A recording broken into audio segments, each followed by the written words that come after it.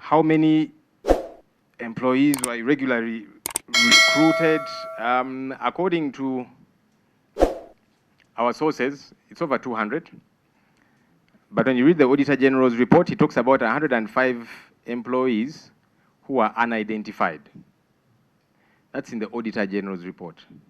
So, and that's why we are saying we need a thorough investigation to get to the bottom of these issues, so that we get the factness of everything. Once a proper, unbiased investigation is carried out, we'll get to the bottom of these issues. Issues of social media, that the Speaker says these are social media allegations, they don't warrant a response, but the Speaker has on 2 occasions sent the Honorable Francis Zake to the Disciplinary Committee, Rules and Disciplines Committee, over social media matters, twice, and he's still, battling those issues. So why was it okay then, and it's not okay now? So that time she trusted social media too much. Now she's saying social media can go to hell. You see, you can't have your cake and eat it.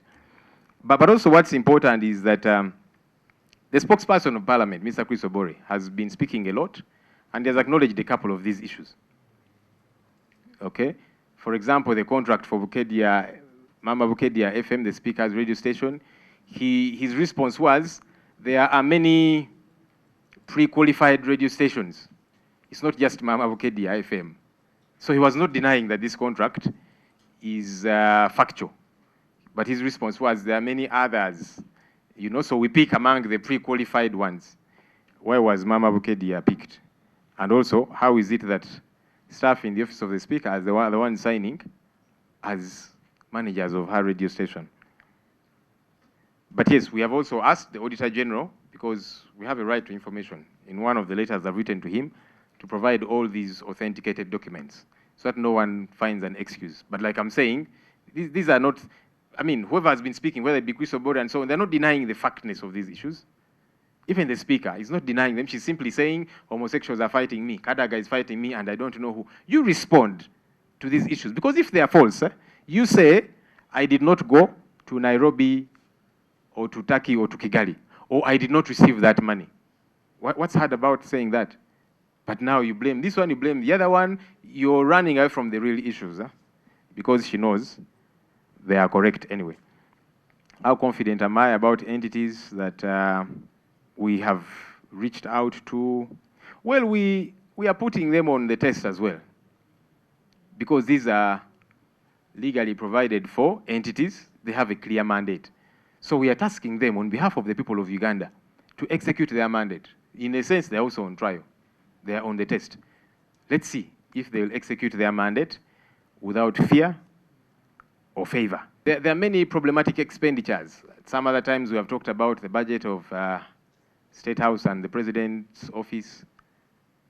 We've talked about classified expenditures, which we know are not so classified as such. This is money they use for their own whatever, because they know they can't account for it, yeah? So there's numerous things. Sometimes you want to deal with what is on your plate at the moment, so that there are not too many diversions, yeah? There's many things that we need to deal with. So many in this our country, numerous, yeah? But this is at hand right now.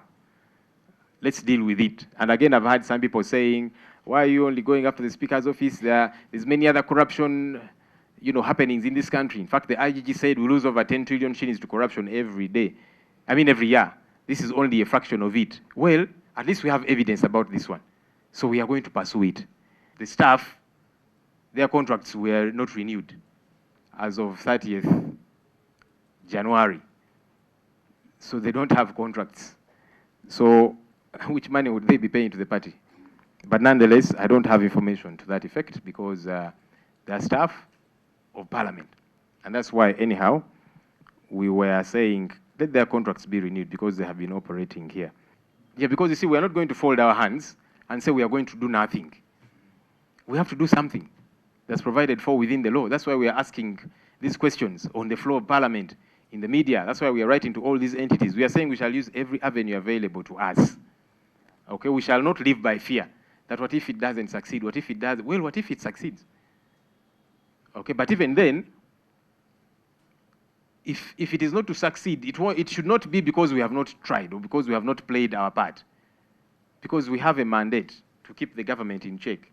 So let's execute our mandate so that if nothing happens, it will not be because we have not executed our mandate. You did ask about refunding the money. Our emoluments normally come in about halfway the month, so that is last week, and that's when I noticed this money was not deducted.